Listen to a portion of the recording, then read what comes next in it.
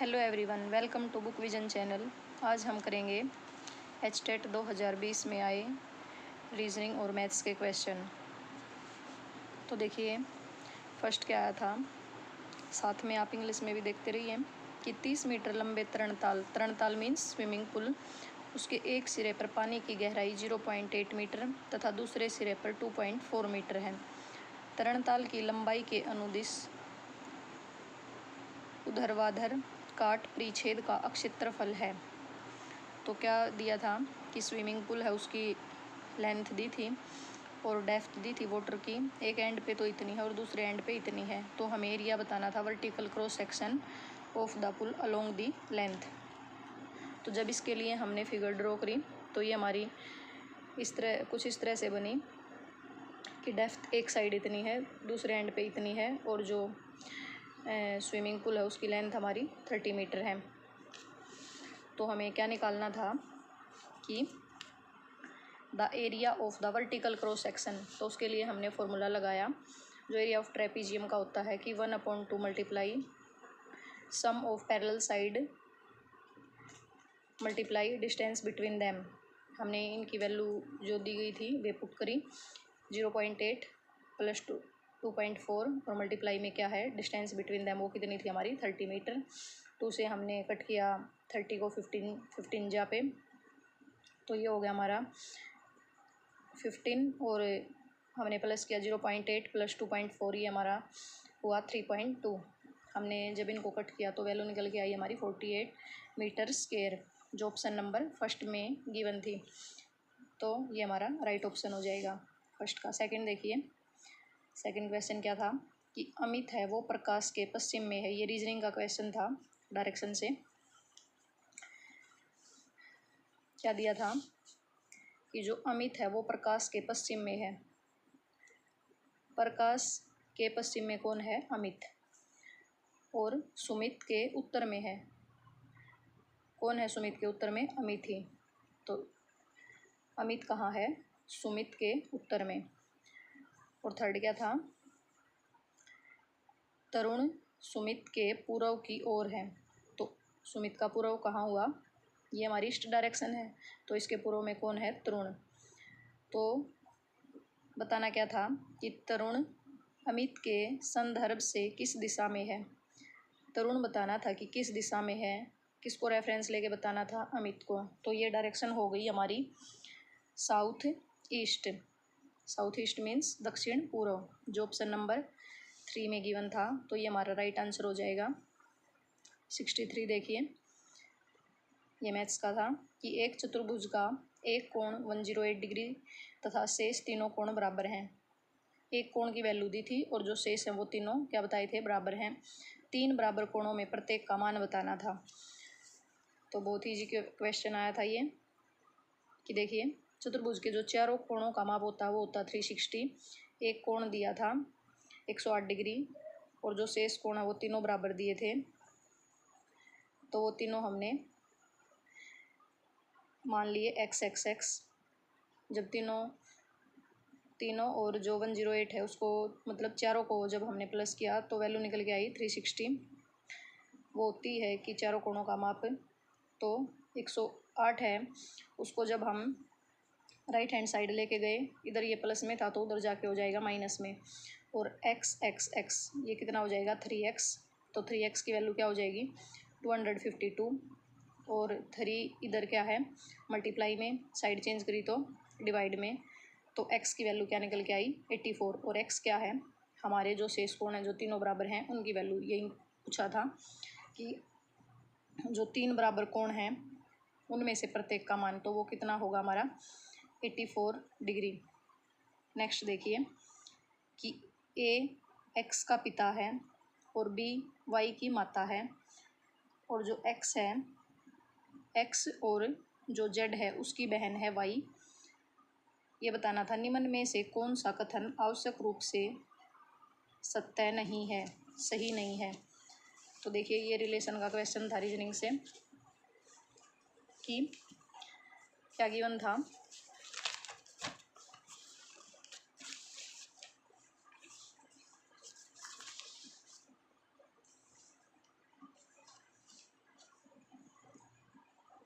ए x का पिता है, ए है वो फादर है किसका, एक्स का। तो जो मेल हैं उनके साथ हम लगा लेंगे प्लस सिंबल, और जो भी फीमेल दी गई हैं उनके साथ लगा लेंगे माइनस। ए एक्स का पिता है, बी वाई की माता है, तो ये अलग रहेगा। पहले हमने ड्रॉ किया कि वाई की माता कौन है, बी, और एक्स और जेड, एक्स और जेड उन दोनों की बहन कौन है, वाई की, वाई है वो बहन है किस किस की, एक्स और जेड की। तो ये एक जनरेशन के हो गए। ये फिर देखेंगे पूछा क्या था कि कौन सा कथन सत्य नहीं है। तो फर्स्ट स्टेटमेंट में दिया था कि जो बी है वो जेड की माता है, तो जो बी है वो वाई की माता है, ये तो दिया ही है। और नेक्स्ट लाइन में दिया था कि एक्स और जो जेड है उसकी बहन वाई है, तो वाई के ये बहन या भाई हैं, तो इसके बहन भाइयों की जो बी है वो माता ही होगी क्योंकि वाई की माता है। नेक्स्ट में था एक्स है वो जेड की बहन है, एक्स है वो बहन या भाई हैं किसके, वाई के, तो हो सकता है ये भाई भी हो सकता है एक्स और बहन भी, तो ये स्टेटमेंट तो सत्य हो सकती है। थर्ड में है बी ए की पत्नी है, ये बहन भाई हैं और ये इसकी मम्मी है और ये इसके पापा हैं, तो ये आपस में क्या है, पति पत्नी, तो ये सही है। फोर्थ में था वाई ए का पुत्र है, तो ये स्टेटमेंट सही नहीं दी क्योंकि क्या दिया था कि एक्स और जेड की बहन है वाई, तो ये फीमेल है, तो ये डॉटर है, सन नहीं है। तो जो फोर्थ है वो हमारा ऑप्शन ठीक हो जाएगा, मीन्स ये आवश्यक रूप से सत्य नहीं है। नेक्स्ट देखिए, ये था हमारा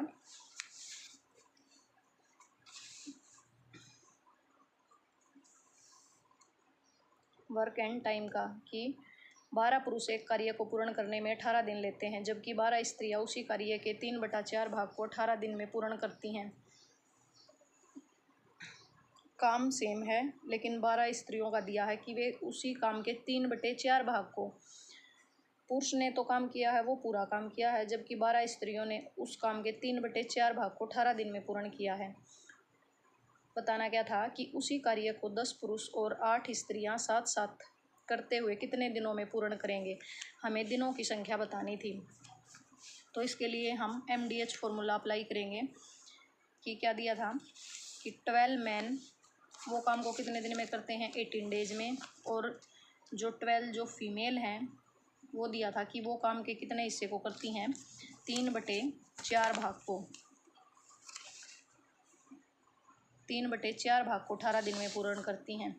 तो 3/4 भाग को करती हैं 18 दिन में, तो काम कितना होगा पूरा 4, तो 3 हिस्से को कंप्लीट करती हैं 18 दिन में, तो 4 मतलब पूरा, तो पूरे काम को कितने में करेंगी, कि 3 को हमने किससे मल्टीप्लाई किया कि हमारा 18 आया 6 से, तो 4 को भी किससे करेंगे 6 से, ये हो गया हमारा 24। मीन्स जो 12 वुमन हैं वो पूरे काम को करेंगी 24 दिन में कंप्लीट।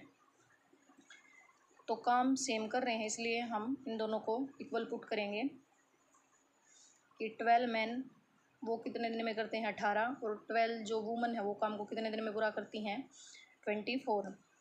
जब हमने इनको कट किया तो निकल के आया हमारा 3 male is equal to 4 female या वुमन, तो मैन अपॉन वुमन की जो रेशो आई है वो हमारी है 4/3, तो ये क्या ही है 4/3 मैन और वुमन की एफिशिएंसी। तो जो वैल्यू आई है इनको हम या लेफ्ट हैंड साइड रखें या राइट हैंड साइड, जो पूरा काम कितना है वो हमारा निकल के आएगा। तो पूरा काम हमारा कितना हो गया 12 × 4 × 18। तो बताना क्या था कि 10 पुरुष तथा 8 स्त्रियां, तो 10 पुरुष उनकी एफिशिएंसी है 4 और 8 जो स्त्रियां उनकी एफिशिएंसी है 3। बताना क्या था दिनों की संख्या, तो वो हम कंसिडर कर लेंगे x। तो जब इसको सोल्व किया तो हमारा आया 64x, और जब हमने कट किया तो x की वैल्यू आई हमारी 27/2। जब हमने इसको मिक्स फ्रैक्शन में कन्वर्ट किया तो x की वैल्यू हो जाएगी 13:1/2 डेज, जो ऑप्शन नंबर 3 में गिवन था। तो 65 का हमारा राइट जो आंसर वो हो जाएगा 3, 13:1/2 डेज। नेक्स्ट देखिए क्या था कि 5 व्यक्तियों P, Q, R, S और T में T है वो R और S से छोटा है। Q T जितना लंबा नहीं है लेकिन एक व्यक्ति से लंबा है, R एक व्यक्ति से छोटा है, इनमें से कौन सबसे लंबा है? ये पूछा था, सबसे लंबा उन पांचों में से कौन सा है। तो देखिए क्या दिया था कि जो T है वो R और S से छोटा है, मतलब T है वो थर्ड पोजीशन पे आएगा, S और R दोनों से छोटा है। नेक्स्ट में क्या दिया था कि Q T जितना लंबा नहीं है, जो Q है वो T जितना लंबा नहीं है लेकिन एक व्यक्ति से लंबा है, तो वो एक व्यक्ति कौन हो सकता है? क्योंकि S, R और T तो आ चुके हैं, तो बचा कौन? P। तो P से वो Q लंबा है लेकिन T जितना लंबा नहीं है, तो T के बाद आएगा R एक व्यक्ति से छोटा है, तो T से लंबे ये दोनों हैं। और क्या कहा है कि जो R है वो एक व्यक्ति से छोटा है, तो किससे छोटा होगा? S से। तो सबसे लंबा कौन हो जाएगा? S, जो ऑप्शन नंबर 3 में गिवन था। तो 66 का हमारा हो जाएगा राइट आंसर 3S की S है वो सबसे लंबा है। 67 देखिए, ये श्रेणी दी थी, इसमें हमें क्या बतानी थी? मिसिंग टर्म, जो टर्म है वो बतानी थी, दी थी ACDGHI, और फिर बतानी थी मिसिंग टर्न हमें बतानी थी, फिर दिया था UVWXY। तो देखिए ए के बाद इसको स्किप किया है, बी को, फिर दिया है CD, फिर EF, फिर GHI। तो देखिए क्या चल रहा है सीरीज में, ए के बाद बी नहीं दिया, फिर CD, फिर 2 को स्किप किया है, फिर क्या है? GHI, फिर 3 को किया है, 3 के बाद 3 को स्किप, तो 2 के बाद 3 आए हैं, तो 3 के बाद कितने जो लेटर्स हैं वो आएंगे 4, और फिर 4 को स्किप करके और फिर कितने आएंगे? 5। तो GHI किसको स्किप करना है? 3 को ही, JKL। तो क्या आएगा? जो मिसिंग टर्न है जो हमारी, वो क्या हो जाएगी? MNOP। नेक्स्ट देखिए, 3 संख्याएं 2:3:4 के अनुपात में हैं, उनके घनों का योग दिया है, तो संख्याएं बतानी हैं। तो जो संख्याएं दी हैं उनको हम मान लेंगे 2x, 3x, 4x, और क्या दिया है? उनके घनों का योग दिया है। तो जब उनका घन करेंगे और उनका योग करेंगे तो वैल्यू कितनी होगी हमारी? 33,957। 2x का घन किया तो कितना हुआ हमारा? 8x3। 3x का किया तो 27x3, प्लस 4 का किया तो 64x3, और जब इनको प्लस किया तो आया हमारा 99x3 इज इक्वल टू 33,957। और फिर ये यहाँ मल्टीप्लाई में है, साइड चेंज करी तो डिवाइड में, तो x3 हमारा आया 343। तो दोनों साइड जब क्यूब रूट किया तो x की वैल्यू निकल के आई 7। तो ये संख्याएं हमने मानी थी, x की वैल्यू इसमें पुट करेंगे तो 7 2 जा 14, 7 3 जा 21, 7 4 जा 28, जो ऑप्शन नंबर फर्स्ट में गिवन थी। तो ऑप्शन नंबर फर्स्ट है वो हमारा सही हो जाएगा। नेक्स्ट देखिए, यदि P और Q प्रीमेय संख्याएं हैं तथा 3 + √5/3 - √5 is equal to P + Q × √5 हो, तो P और Q के मान हैं, ये हमें निकालना था। तो ये गिवन था। तो जब भी हर में अंडर रूट होगा तो हम क्या करते हैं? रैशनलाइजेशन करते हैं, और रैशनलाइजेशन में क्या करते हैं कि यहाँ माइनस हो तो हम प्लस करते हैं, और यहाँ प्लस सिंबल हो तो हम माइनस करते हैं, और सेम से करते हैं। जो भी यहाँ टर्म होगी बस सिंबल चेंज होता है। तो किससे करेंगे कि 3 + √5, और अंश और हर दोनों को करते हैं। तो ऊपर क्या आई हमारी कि 3 + √5 मल्टीप्लाई में 3 + √5, तो ये हमारा किसके बराबर हो गया कि A plus B multiply A plus B, जो किसके बराबर होता है A square plus B square plus 2ab। तो हमने वैल्यूज़ पुट करी और नीचे क्या है ए माइनस बी और ए प्लस बी, तो ये किसके बराबर होता है A square minus B square. तो इसकी भी वैल्यूज़ पुट करी तो हमारा ये वैल्यूज़ निकल के आई 14 प्लस 6√5/4। 2 हमने ऊपर से भी कॉमन लिया और ऊपर से कॉमन लिया हमने, नीचे 4 है हमारा, तो 2 को जब कॉमन लिया तो 14 का क्या हो गया 7 प्लस यहाँ से 2 कॉमन गया तो 3√5 और 2 से कट किया तो क्या आया हमारा, इसको हमने अलग अलग कर दिया कि 7/2 प्लस 3√5/2। तो पूछा क्या था कि P, तो P के प्लेस पे क्या आया है ये वैल्यू 7/2 और q√5 को तो बताना नहीं, जो Q है उसकी वैल्यू बतानी थी, तो वो किसके बराबर है 3/2। तो ये भी ऑप्शन नंबर जो थर्ड है हमारा उसमें गिवन थी, तो जो थर्ड ऑप्शन है वो हमारा ठीक हो जाएगा।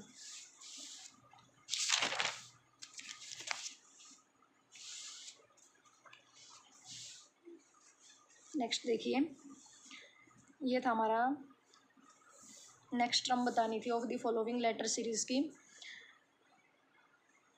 ये दिया था DHL PTX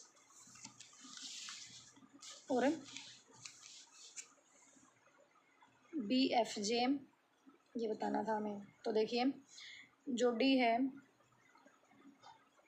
कौन से नंबर पे आता है 4th, हमने सब की नंबरिंग करी तो देखा कि 4 का गैप चल रहा है। तो J है हमारा वो किस पोजीशन पे है 10 पे, तो 10 के बाद 14 पे क्या आएगा N, 18 पे R और 22 पे V। तो ऑप्शन नंबर थर्ड हमारा ठीक हो जाएगा। नेक्स्ट हमारा रीजनिंग का ही कि एक व्यक्ति पूर्व की ओर 1 किलोमीटर चलता है, फिर वह दक्षिण दिशा में मुड़कर 5 किलोमीटर चलता है, फिर वह पूर्व दिशा में मुड़कर 2 किलोमीटर चलता है, उसके बाद वह उत्तर दिशा में मुड़कर 9 किलोमीटर चलता है। ये बताना था कि प्रारंभिक बिंदु से अब वो कितनी दूर खड़ा है। तो देखिए स्टार्टिंग में क्या दिया है कि एक व्यक्ति पूर्व की ओर, तो हमने डायरेक्शन ड्रॉ करी कि पूर्व की ओर चलता है कितना 1 किलोमीटर, फिर वो दक्षिण दिशा में मुड़ता है, यहाँ से किस दिशा में जा रहा है दक्षिण में, और कितना जाता है 5 किलोमीटर, फिर वह पूर्व की ओर मुड़कर कितना चलता है 2 किलोमीटर, उसके बाद वह उत्तर दिशा में मुड़कर कितना जाता है 9 किलोमीटर। तो 9 किलोमीटर जाता है तो यहाँ तक जाएगा तो कितना हो गया 5 और इससे आगे कितना जाएगा 4। तो ये बताना था अब जहाँ वह पहुँचा है प्रारंभिक बिंदु से अब वो कितनी दूर खड़ा है। तो देखिए 1 किलोमीटर ये यहाँ से पूर्व की ओर गया था, यहाँ से यहाँ तक गया था ये 2 किलोमीटर, तो ये टोटल दूरी हमारी हो जाएगी 2 और 1 3 और ये कितनी हो जाएगी 4।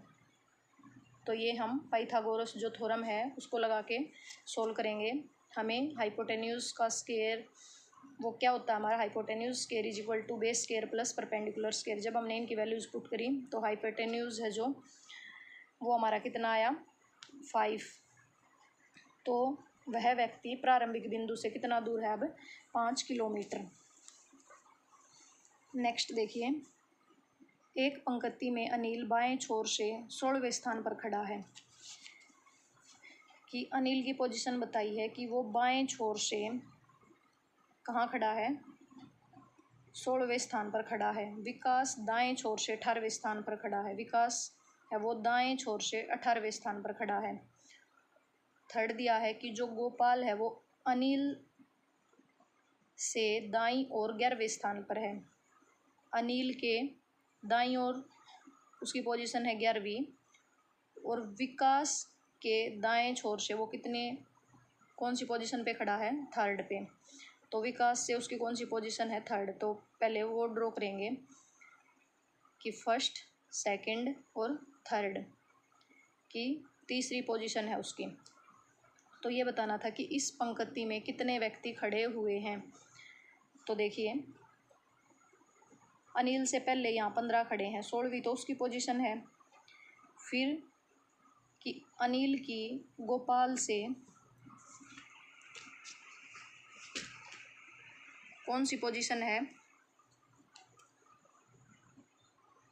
अनिल जो गोपाल है वो अनिल के 11वें स्थान पर खड़ा है। तो यहाँ तक इसकी जो 18वीं पोजीशन थी वो हो जाएगी, इसकी 11वीं देखेंगे तो 11, ये 10, ये 9 और ये 8। तो बीच में यहाँ कितने आ गए, जो 7 है, 7 आ गए इसके बीच में, 7 व्यक्ति। तो कितने हो जाएंगे टोटल, 16 + 7 और इधर से 18 भी इसकी है। तो सबको टोटल किया, ये हो गया 16 + 7 23 + 18, टोटल निकल गया है हमारा 41। तो ऑप्शन नंबर फर्स्ट में दिया था 41। नेक्स्ट देखिए, यदि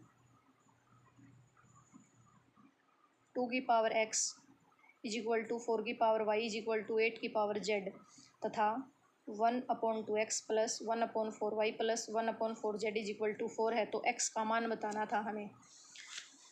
तो कैसे करेंगे, देखिए कि जो बेस हैं वो सबके सेम बना लेंगे।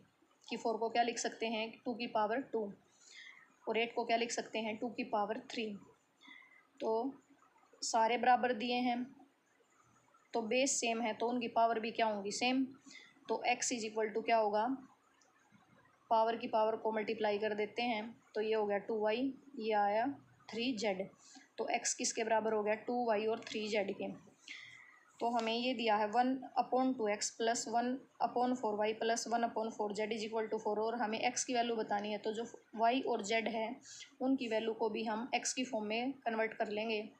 तो x = 2y, तो y की वैल्यू क्या हो जाएगी, x/2, x = क्या है 3z, तो z की वैल्यू क्या हो जाएगी, x/3। तो हमने वैल्यूज़ पुट करी इनकी, तो ये क्या वैल्यूज़ आई हमारी कि 7/4x = 4, तो 7 = 4x, यहाँ क्या है डिवाइड, साइड चेंज करी तो मल्टीप्लाई, 16x, और मल्टीप्लाई में है तो इधर लेके आए तो डिवाइड, तो x की वैल्यू क्या आ गई हमारी 7/16। ये था हमारा ऑप्शन नंबर फर्स्ट में। नेक्स्ट देखिए 74, इसमें दिया था यदि ड्राइवर = 12, पेडिस्ट्रेन = 20, एक्सीडेंट = 16, तो कार बताना था कि कार के बराबर क्या नंबर होगा। तो देखिए ड्राइवर है उसमें कितने लेटर्स हैं, 1 2 3 4 5 6 हैं, और 6 का कितना दिया है, डबल। पेडिस्ट्रेन में देखिए 1 2 3 4 5 6 7 8 9 10 लेटर हैं, और 10 का डबल क्या होता है, 20। एक्सीडेंट में 1 2 3 4 5 6 7 8 का डबल 16। तो कार में कितने हैं, 3, तो 3 का डबल क्या हो जाएगा, 6। तो ऑप्शन नंबर जो 2 है वो सही हो जाएगा। नेक्स्ट देखिए कि 15 व्यक्तियों के एक समूह में 7 हिंदी पढ़ते हैं, 8 अंग्रेजी पढ़ते हैं और 3 कोई भी भाषा नहीं पढ़ते हैं। कितने व्यक्ति हिंदी और अंग्रेजी दोनों पढ़ते हैं। तो देखिए कि टोटल कितने आदमी हैं समूह में, 15, और कोई भी भाषा नहीं पढ़ते वो कितने हैं, 3। तो बचे कितने, 12 हैं वो, उनमें से हिंदी भी पढ़ते हैं और इंग्लिश भी। बचे तो टोटल 12, और जब 7 और 8 को प्लस किया तो वो हो गया हमारा 15। तो कितने आदमी होंगे जो रिपीट हुए हैं, तो वो होंगे 3। तो ऑप्शन नंबर जो सेकंड है वो हमारा इसका राइट ऑप्शन हो जाएगा कि जो 3 छात्र हैं वो हिंदी और इंग्लिश दोनों पढ़ते हैं। नेक्स्ट देखिए 80 किलोमीटर यात्रा में एक रेलगाड़ी प्रथम से 8 किलोमीटर 40 किलोमीटर प्रति घंटा तथा शेष दूरी 20 किलोमीटर प्रति घंटा की गति से चलती है। संपूर्ण यात्रा की औसत चाल है। हमें एवरेज जो स्पीड है वो बतानी थी कि कितनी स्पीड से वो रेलगाड़ी चली। तो इसके लिए हम फॉर्मूला लगाएंगे कि टोटल दूरी अपॉन टोटल टाइम। तो टोटल दूरी तो कितनी कवर करी है 80, और टोटल समय का क्या फॉर्मूला होता है, दूरी बटे चाल। तो 60 किलोमीटर की जो दूरी है वो कितने से करी है, 40 किलोमीटर प्रति घंटा। और जो बाकी कितनी बची, क्योंकि टोटल 80 है तो बाकी बची 20 कितने से करी है, 20 किलोमीटर प्रति घंटा। तो इसको कट किया तो 1, इसको कट किया तो 3/2। जब इसको हमने LCM लेके पता किया, फाइंड आउट किया, तो ये वैल्यू निकल के आई 5/2। इसको पलट दिया तो वैल्यूज आई हमारी 32 किलोमीटर पर आवर। तो ऑप्शन नंबर 3 में दिया था 32 किलोमीटर प्रति घंटा। नेक्स्ट देखिए, निम्न श्रेणी में जो रोंग नंबर है वो बताना था। क्या था, 69, 55, 26, 13 और 5 गलत बताना था। तो देखिए क्या चल रहा था इस सीरीज़ में, 6 जो भी नंबर दिया है उसको मल्टीप्लाई करके उसमें +1 करना था कि 6 9 जा 54, 1 + 1 55, 5 5 जा 25 + 1 26, 2 और 6 को मल्टीप्लाई किया 12 + 1 13। अब जब 3 और 1 को मल्टीप्लाई किया 3 1 जा 3 + 1 ये कितना आना था 4। तो ये हमारा जो गलत जो नंबर है वो हो जाएगा, तो ऑप्शन नंबर फर्स्ट। नेक्स्ट है हमारा, एक व्यापारी एक वस्तु को ₹24 में बेचता है तथा वस्तु के मूल्य के बराबर प्रतिशत लाभ कमाता है, तो वस्तु का लागत मूल्य क्या है। क्या बताना था हमें कि जो कॉस्ट प्राइस आर्टिकल का वो फाइंड आउट करना था, और क्या दिया था, सेलिंग प्राइस दिया था। तो देखो कि SP दिया था, हमने CP क्या मान लिया X। जो प्रॉफिट परसेंट है वो भी क्या दिया है कि वो जो प्रॉफिट परसेंट है वो बराबर है किसके, कॉस्ट प्राइस के। तो जो हमारा प्रॉफिट है वो कितना आएगा कि SP - CP। तो प्रॉफिट तो हमारा है 24 - X, और क्या दिया है कि CP वो = है प्रॉफिट परसेंट के। तो प्रॉफिट परसेंट का जो फॉर्मूला वो क्या होता है, प्रॉफिट अपॉन CP × 100। तो हमने प्रॉफिट परसेंट की जो वैल्यू है X वो पुट करी, और प्रॉफिट कितना है हमारा 24 - X, और CP है X मल्टीप्लाई किया 100। तो ये हमारी आई जो क्वाड्रेटिक इक्वेशन है वो। तो जब हमने इसको सोल्व किया तो X की वैल्यू आई 20 और X की वैल्यू आई -120। तो जो CP है वो हमारा माइनस में नहीं हो सकता, तो हम ये वैल्यू सेलेक्ट करेंगे। तो जो वस्तु का जो लागत मूल्य है वो हो जाएगा ₹20, जो ऑप्शन नंबर 4 में गिवन था। नेक्स्ट देखिए,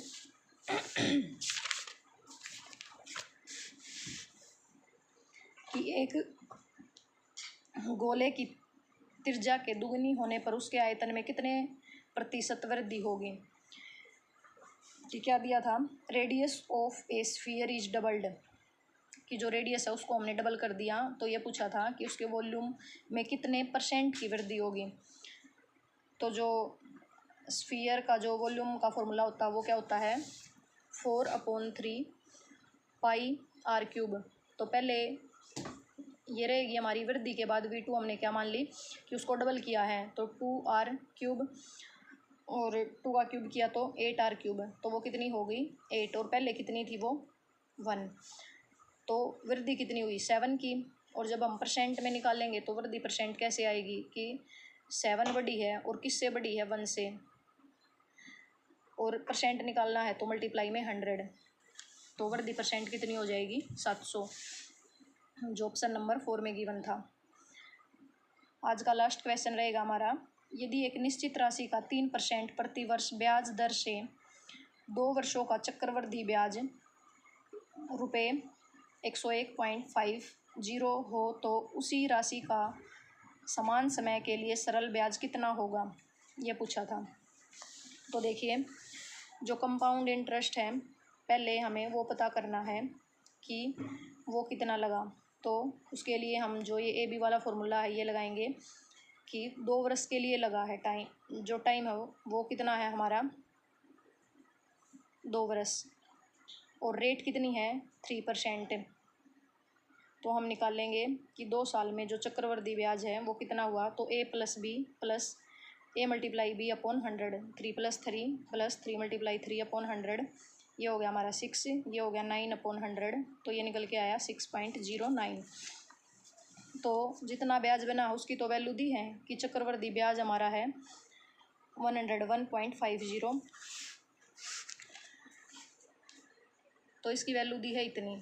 और ये पूछा था कि राशि सेम रहेगी और टाइम भी सेम रहेगा, तो उसके लिए सरल ब्याज सिंपल इंटरेस्ट निकालना था। तो सिंपल इंटरेस्ट कितना हो जाएगा, कैसे निकालते हैं हम, रेट इनटू टाइम, तो वो कितना हो जाएगा 6%।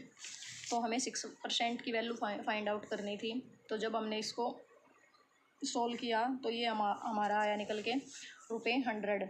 तो ये ऑप्शन नंबर 2 में गिवन था। Thank you.